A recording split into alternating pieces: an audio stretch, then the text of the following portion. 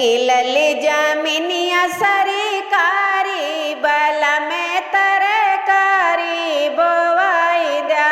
मिलल जमीनिया सरकारी बल में तरकारी बोवाई दा। आधे मायालू गोभी बोवाई दा। आधे मायालू गोभी बोवाई दा।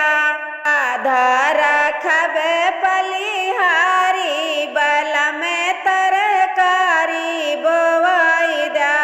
आधा रखबे पलिहारी बल में तरकारी बोवाई दा। मिलल जमीनिया सरकारी बल में तरकारी बोवाई दा। मिलल जमीनिया सरकारी बल में तरकारी बोवाई दा।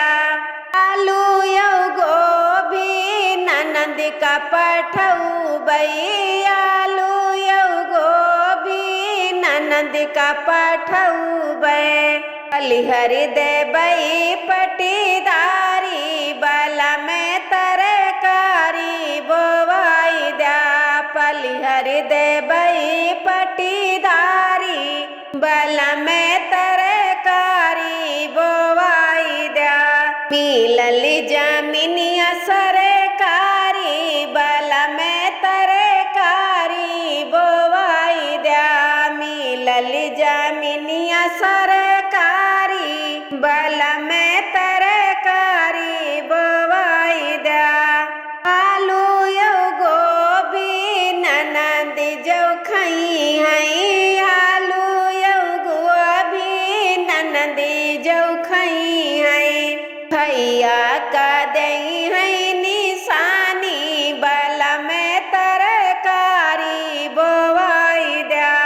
भैया का दई हई निशानी बल में तरकारी बोवाई दा। मिलल जमीनिया सरकारी बल में तरकारी बोवाई दा। मिलल जमीनिया सरकारी बल में